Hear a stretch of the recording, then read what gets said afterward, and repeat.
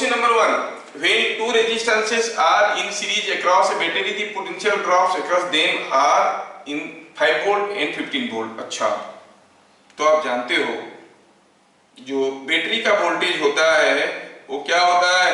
Some of potential drop 5 plus 15 is 20 volt. समझ में आ गया? This is PD across battery.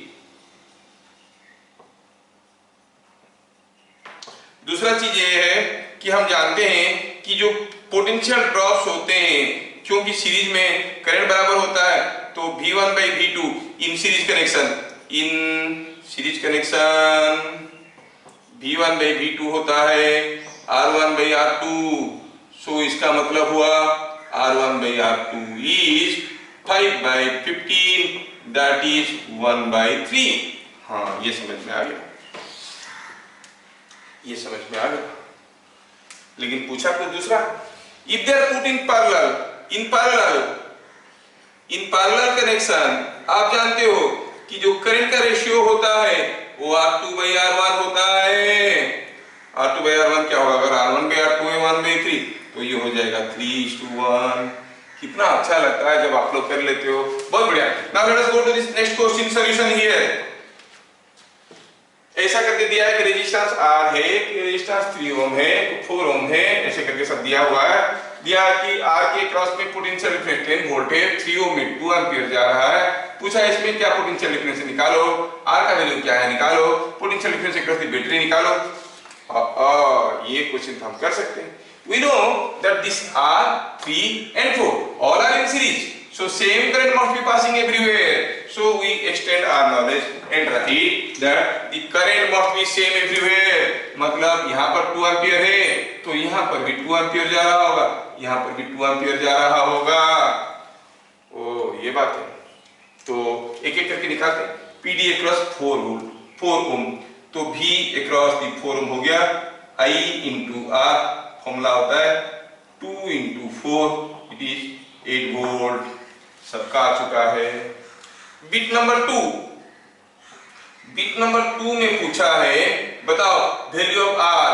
यहां पर दिया है 10 volt. You know V is equal to IR. किसमें बता रहे हैं? बिट नंबर 2 में. V का वैल्यू क्या दिया है? 10 वोल्ट. I का वैल्यू 2 एम्पियर.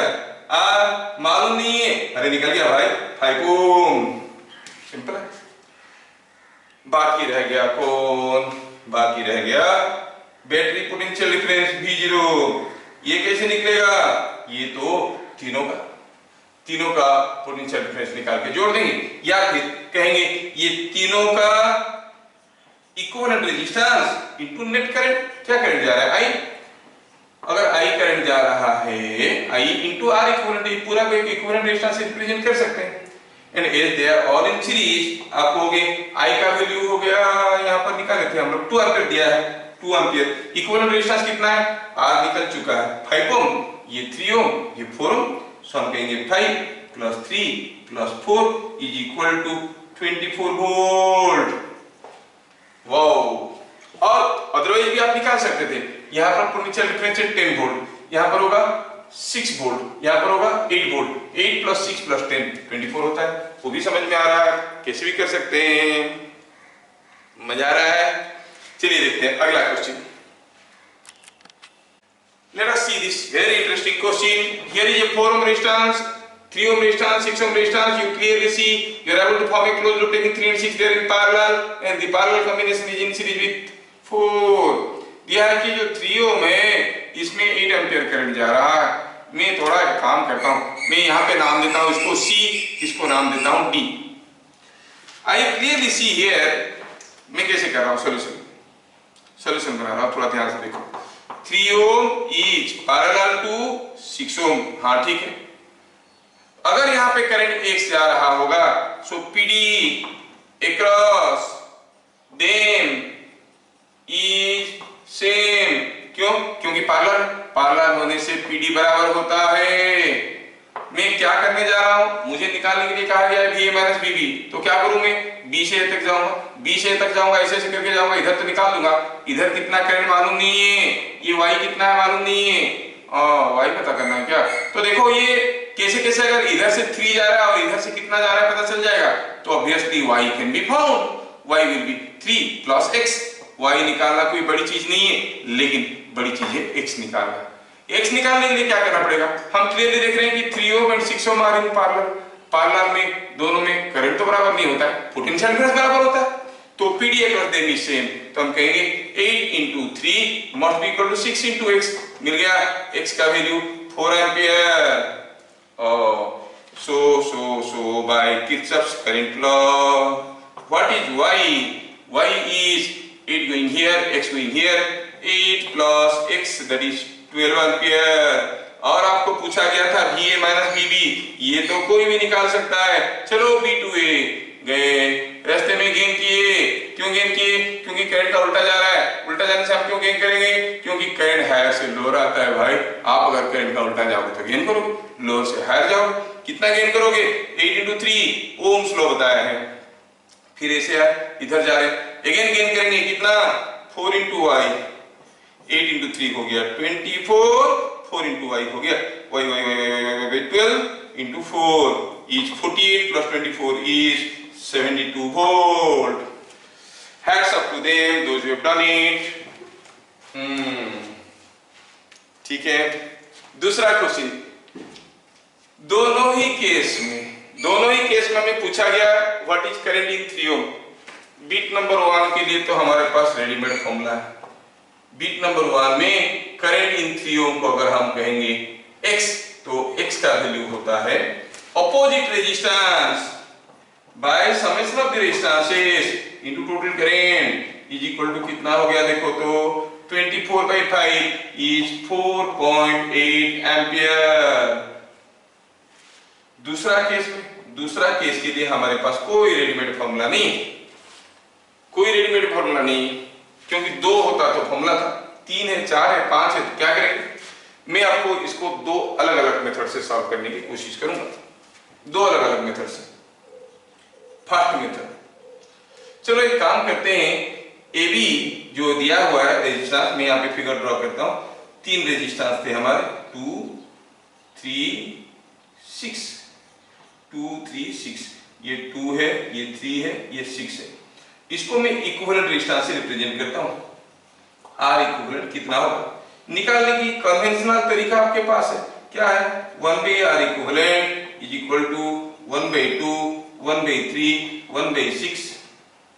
सिंप्लीफाई करो तो R इक्विवेलेंट आएगा 1 ohm. R equivalent is coming 1 ओम।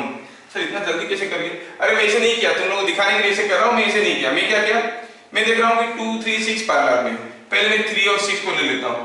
3 और 6 को जोड़ो तो कितना हो जाएगा, 3 into 6/3 plus 6 is 18/9 is 2, ये हो गया 2, ये हो गया 2, ये हो गया 2, 2 and 2 are in parallel, equivalent will be 2 into 2/2 plus 2, that is 1। जब मैं आपको दिखाने के लिए लिख रहा था, अंदर में कुछ दूसरा मैजिक लगा रहा था, तो मिल गया रेजिस्टेंस इक्विवेलेंट इज 1 ओम। एक बार 1 ओम मिल गया, अब इसमें कितना करंट जा रहा था, 12 एम्पियर। मतलब यहाँ पर जो 12 एम्पियर जा रहा था वो तो यहाँ पर भी जा रहा है। अगर इस पॉइंट को ए, इस पॉइंट को बी कहेंगे, तो ये भी तो है ए, ये भी है बी। तो what is VA minus BB? BB is I into R equivalent. I कितना है 12, R इक्विवेलेंट कितना 1, सो इट इज 12 वोल्ट। हाँ, तो पोटेंशियल डिफरेंस हो गया 12 वोल्ट। ये दोनों पॉइंट में पोटेंशियल डिफरेंस 12 वोल्ट है। 2 ओम में पोटेंशियल डिफरेंस कितना है, सेम 12 वोल्ट। 3 ओम में 12 वोल्ट भाई। 6 ओम, अरे पैरेलल में सब में बराबर होता है, 6 ओम में भी 12 वोल्ट है। मतलब इसमें कितना करंट जाएगा, 12/6 2 एम्पियर। इसमें कितना करंट जाएगा, 12/3 4 एम्पियर। इसमें कितना करंट जाएगा, 12/2 6 एम्पियर। हर एक में करंट पता चल गया। Is that clear? समझ में आ रहा है कि नहीं आ रहा है? तो हम कहेंगे करंट इन